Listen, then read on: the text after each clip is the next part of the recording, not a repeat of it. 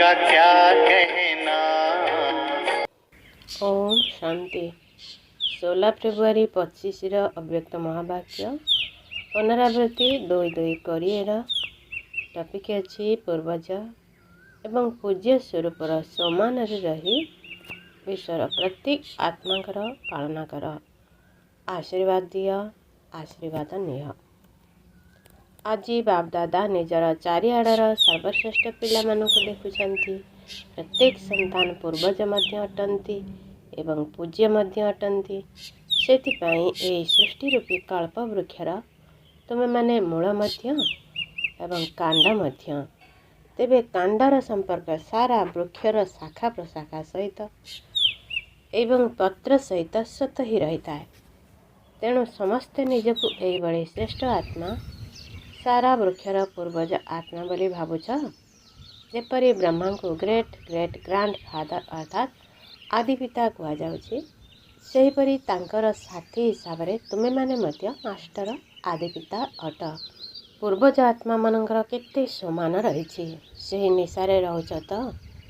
सारा विश्वर आत्मा मानक भितरे चाहे जेकोसी धर्मर आत्मा होई थाउ ना काहेकि, किंतु सर्व आत्मा मानकर तुमे माने वृक्षर कांड रूपरे आधारित आधार मूलत तथा पूर्वज अट एवं पूर्वज होइथिबा कारणरू पूज्य मध्य अट।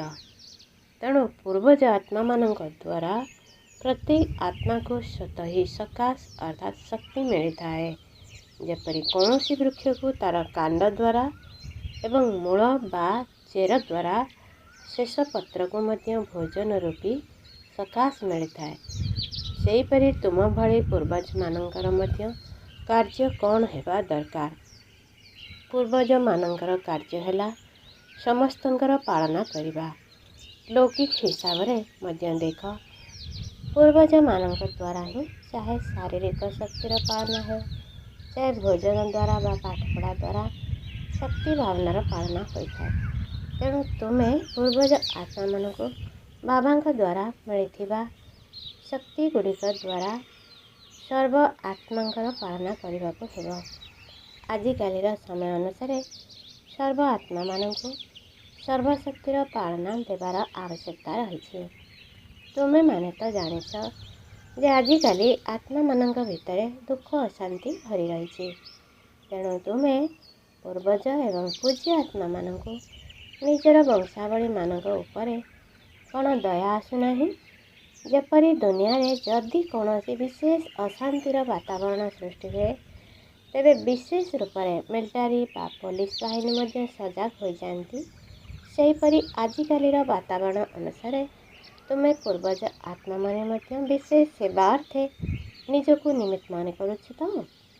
आमे सारा विश्वर आत्मा मानकर निमित्त अटु, ए स्मृति रहुछि तो।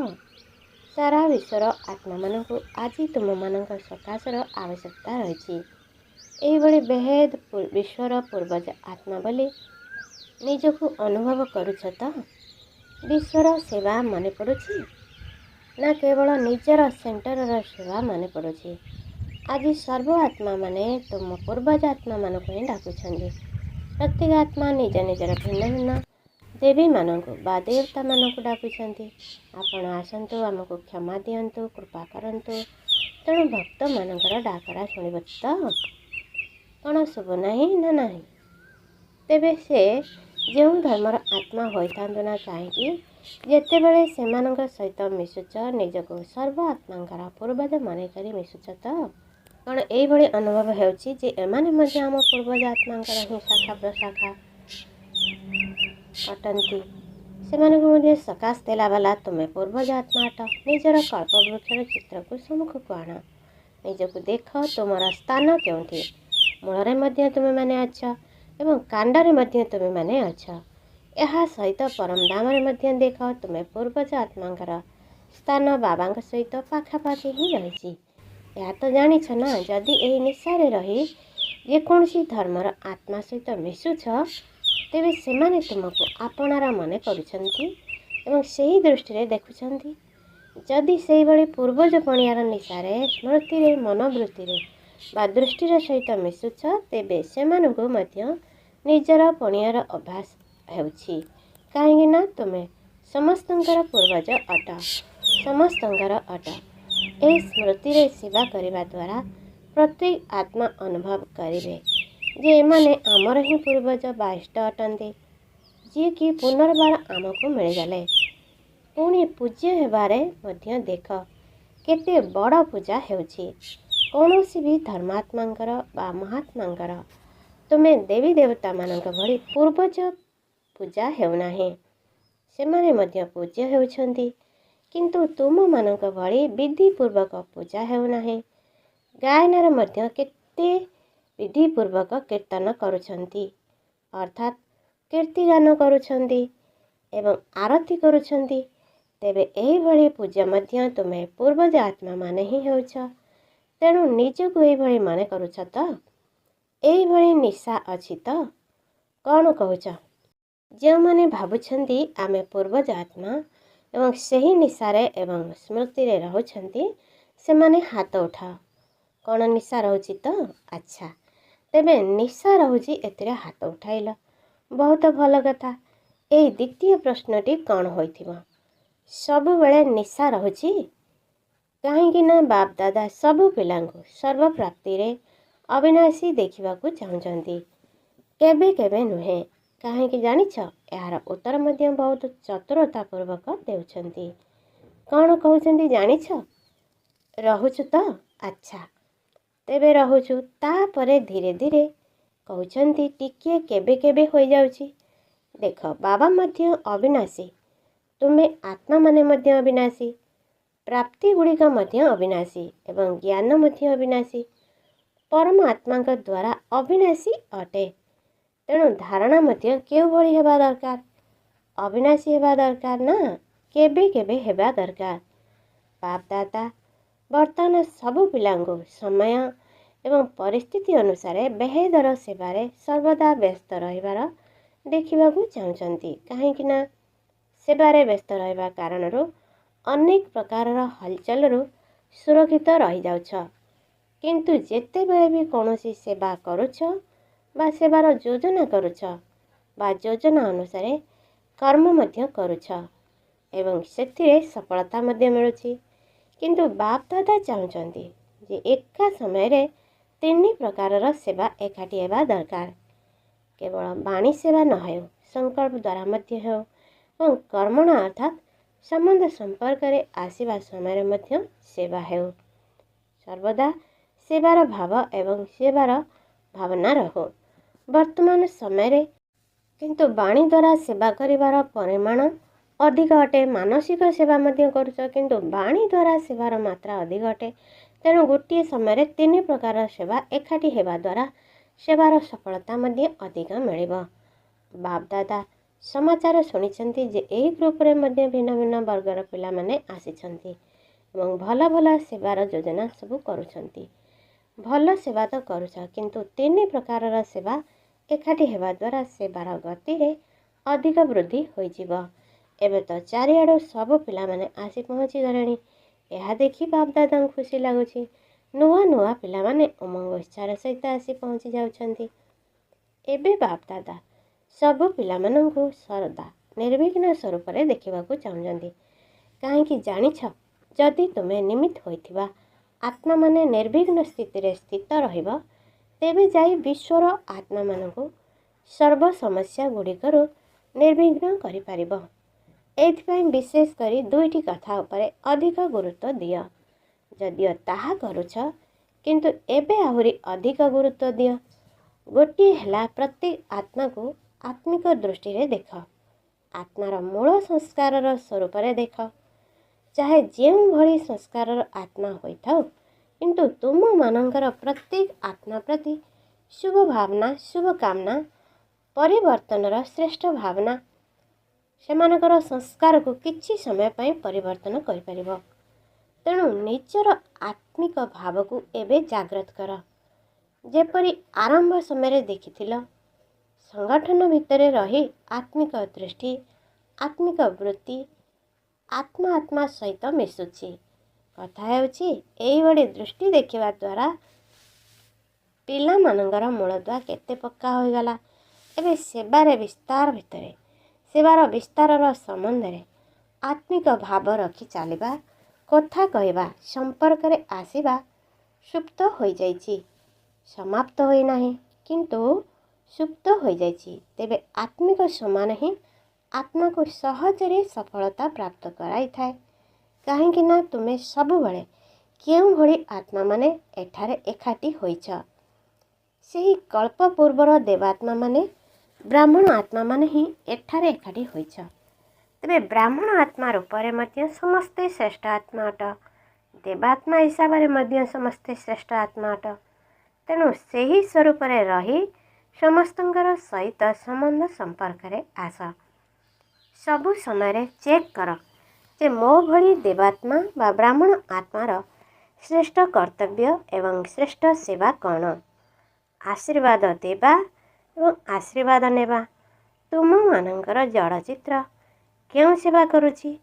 ଯେପରି ବି ଆତ୍ମା ହୋଇଥାଉ ନା କାହିଁକି, ସେ ଆଶୀର୍ବାଦ ନେବା ପାଇଁ ହିଁ ଯାଇଥାଏ ଏବଂ ଆଶୀର୍ବାଦ ନେଇ ଆସିଥାଏ।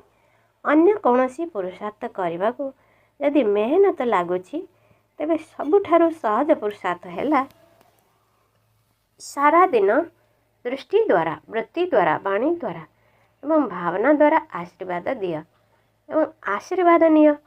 ତୁମମାନଙ୍କର ଉପାଧି ତଥା ବରଦାନ ହିଁ ହେଉଛି ମହାଦାନୀ। ସେବା କରିବା ସମୟରେ କାର୍ଯ୍ୟକ୍ଷେତ୍ରରେ ସମସ୍ତଙ୍କର ସହିତ ସମ୍ବନ୍ଧ ସମ୍ପର୍କରେ ଆସିବାରେ କେବଳ ଏହି କାର୍ଯ୍ୟ କର, ଆଶୀର୍ବାଦ ଦିଅ ଏବଂ ଆଶୀର୍ବାଦ ନିଅ। ଏହା କ'ଣ ମୁସ୍କିଲ ଅଟେ କି? ନା ସହଜ ଅଟେ? ଯେଉଁମାନେ ଭାବୁଛନ୍ତି ସହଜ ଅଟେ, ସେମାନେ ହାତ ଉଠାଅ। ଯଦି କେହି ତୁମକୁ ବିରୋଧ କରୁଛି, ତେବେ ବି ତାକୁ ଆଶୀର୍ବାଦ ଦେଇପାରିବ। କ'ଣ କହୁଛ? ଏତିକି ଆଶୀର୍ବାଦର ଷ୍ଟକ୍ ତୁମ ପାଖରେ ଅଛି ତ? ତେବେ ବିରୋଧ ତ ନିଶ୍ଚୟ ହେବ। କାହିଁକି ନା ବିରୋଧ ଅର୍ଥାତ୍ ଅପୋଜିସନ୍ ହିଁ ତୁମମାନଙ୍କୁ ତୁମର ପୋଜିସନରେ ଅର୍ଥାତ୍ ଯଥାର୍ଥ ପାଦରେ ପହଞ୍ଚାଇ ଦେବ। ଦେଖ, ସବୁଠାରୁ ଅଧିକ ଅପୋଜିସନ୍ ବ୍ରହ୍ମାଙ୍କ ପ୍ରତି ହୋଇଥିଲା ନା? ଏବଂ ନମ୍ବର 1 ପୋଜିସନ୍ ମଧ୍ୟ କିଏ ପାଇଲା? ବ୍ରହ୍ମା ହିଁ ପାଇଲେ। ତେଣୁ ଯାହା ବି ହୋଇଯାଉ, କିନ୍ତୁ ମୋତେ ବ୍ରହ୍ମା ବାବାଙ୍କ ଭଳି ସମସ୍ତଙ୍କୁ ଆଶୀର୍ବାଦ ଦେବାର ଅଛି। କ'ଣ ବ୍ରହ୍ମା ବାବାଙ୍କ ସାମ୍ନାରେ ବ୍ୟର୍ଥ କହିବା ବାଲା, ବ୍ୟର୍ଥ କରିବା ବାଲା ନଥିଲେ? କିନ୍ତୁ ବ୍ରହ୍ମା ବାବା ସେମାନଙ୍କୁ ମଧ୍ୟ ଆଶୀର୍ବାଦ ଅର୍ଥାତ୍ ଦୁଆଁ ଦେଇଥିଲେ ଏବଂ ଦୁଆଁ ନେଇଥିଲେ। ସମାହିତ କରିବାର ଶକ୍ତିକୁ ଧାରଣ କରିଥିଲେ। କହୁଥିଲେ, ଏବେ ତ ଛୋଟ ପିଲା ଅଛି, ଆଗକୁ ନିଶ୍ଚିନ୍ତ ବଦଳିଯିବ। ସେହିପରି ତୁମେମାନେ ମଧ୍ୟ ସମସ୍ତଙ୍କ ପ୍ରତି ଏହିଭଳି ଦୃଷ୍ଟିବୃତ୍ତି ରଖ। ଇଏ କଳ୍ପ ପୂର୍ବର ଆମରି ପରିବାରର ଆତ୍ମା, ବ୍ରାହ୍ମଣ ପରିବାରର ଆତ୍ମା। ତେଣୁ ପ୍ରଥମେ ମୁଁ ପରିବର୍ତ୍ତନ ହୋଇ ଏହାକୁ ମଧ୍ୟ ପରିବର୍ତ୍ତନ କରିବି। ଇଏ ବଦଳିଲେ ଯାଇ ମୁଁ ବଦଳିବି, ଏହା ନୁହେଁ। ମୋତେ ହିଁ ପରିବର୍ତ୍ତନ ହେବାକୁ ପଡ଼ିବ ଏବଂ ଏମାନଙ୍କୁ ପରିବର୍ତ୍ତନ କରିବାକୁ ପଡ଼ିବ। ଏହା ମୋର ଦାୟିତ୍ୱ। ତେବେ ଯାଇ ଧୂଆଁ ବାହାରିବ ଏବଂ ଧୂଆଁ ମିଳିବ। ଏବେ ତ ସମୟ ଦୃଢ଼ ଗତିରେ ପରିବର୍ତ୍ତନ ଆଡ଼କୁ ଗତି କରୁଛି, ଅତି ଆଡ଼କୁ ଯାଉଛି। କିନ୍ତୁ ସମୟ ପରିବର୍ତ୍ତନ ପୂର୍ବରୁ ତୁମେ ବିଶ୍ୱ ପରିବର୍ତ୍ତକ ଶ୍ରେଷ୍ଠ ଆତ୍ମାମାନେ ନିଜର ସ୍ୱପରିବର୍ତ୍ତନ ଦ୍ୱାରା ସମସ୍ତଙ୍କର ପରିବର୍ତ୍ତନର ଆଧାରମୂଳତ ହୁଅ। କାହିଁକି ନା ତୁମେମାନେ ହିଁ ବିଶ୍ୱର ଆଧାରମୂଳତ, ଉଦ୍ଧାରମୂଳତ ଅଟ। ତେଣୁ ପ୍ରତ୍ୟେକ ବ୍ରାହ୍ମଣ ଆତ୍ମା ଏହି ଲକ୍ଷ୍ୟ ରଖ ଯେ ମୋତେ ନିମିତ୍ତ ହେବାକୁ ପଡ଼ିବ। ଏଥିପାଇଁ କେବଳ 3ଟି କଥା ସଂକଳ ମାତ୍ରାରେ ମଧ୍ୟ ନ ରହୁ। ଏହିଭଳି ପରିବର୍ତ୍ତନ କର। ଗୋଟିଏ ହେଲା ପରଚିନ୍ତନ, ଦ୍ୱିତୀୟରେ ହେଲା ପରଦର୍ଶନ।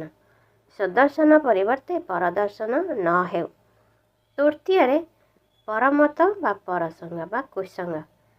ସର୍ବଦା ଶ୍ରେଷ୍ଠ ସଙ୍ଗ କର, କାହିଁକି ନା ସଙ୍ଗ ଦୋଷ ବହୁତ କ୍ଷତି କରିଥାଏ।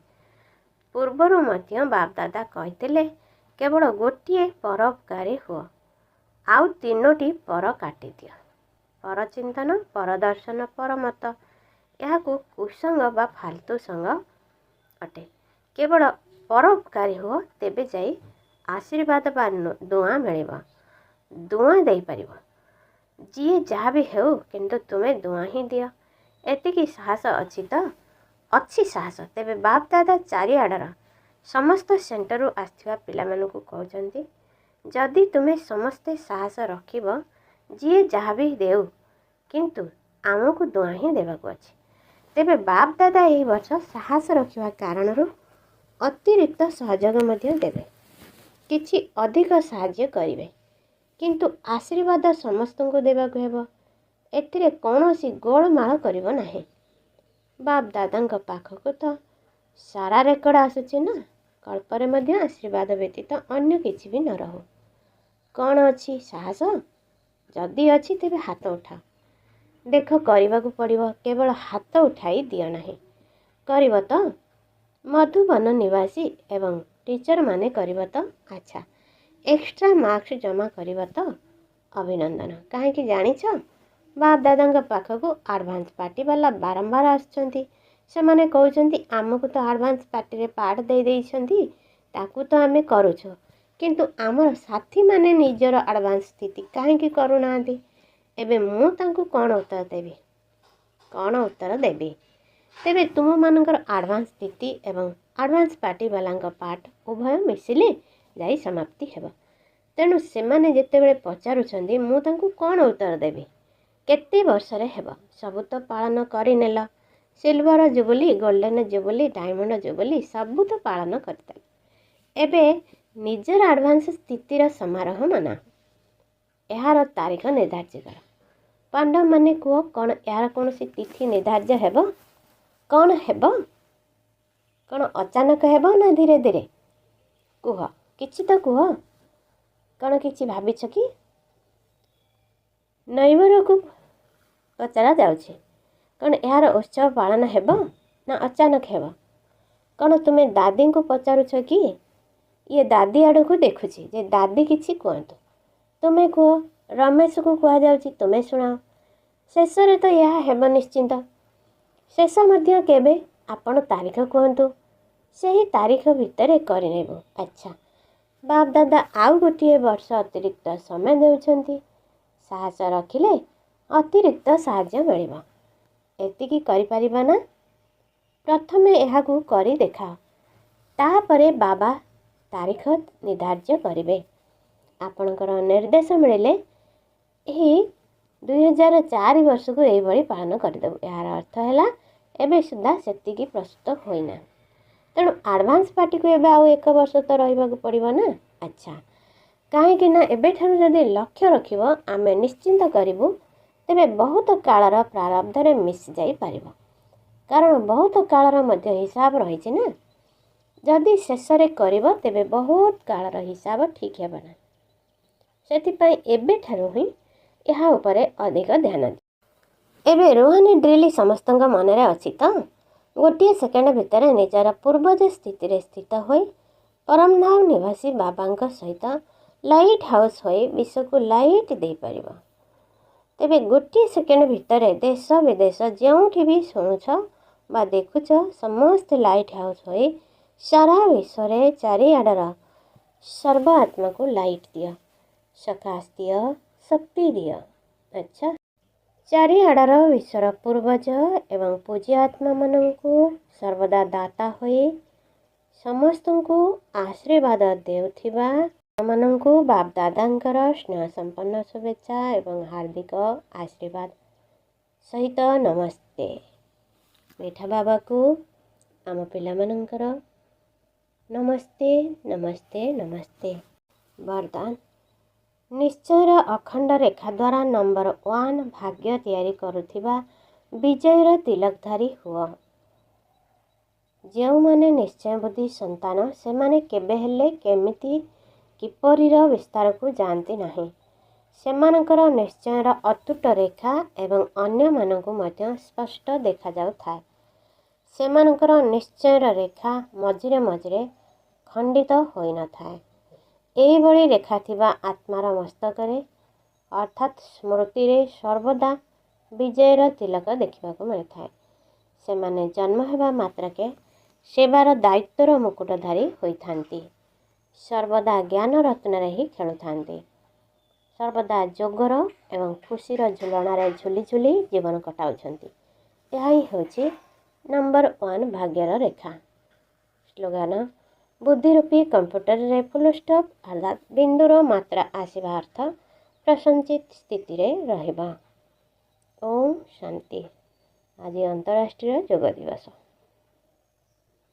ସନ୍ଧ୍ୟା 6:30ରୁ 7:30 ପର୍ଯ୍ୟନ୍ତ ସବୁ ଭାଇ ଭଉଣୀ ସଂଗଠିତ ହୋଇ ଯୋଗ ଅଭ୍ୟାସ କରିବେ। ମୁଁ ଆତ୍ମା ଅଟେ, ମୋ ଠାରୁ ପବିତ୍ରତାର କିରଣ ବାହାରି ସାରା ବିଶ୍ୱକୁ ପବିତ୍ର କରୁଛି। ମୁଁ ମାଷ୍ଟର ପତିତ ପାବନୀ आत्मा है। हमने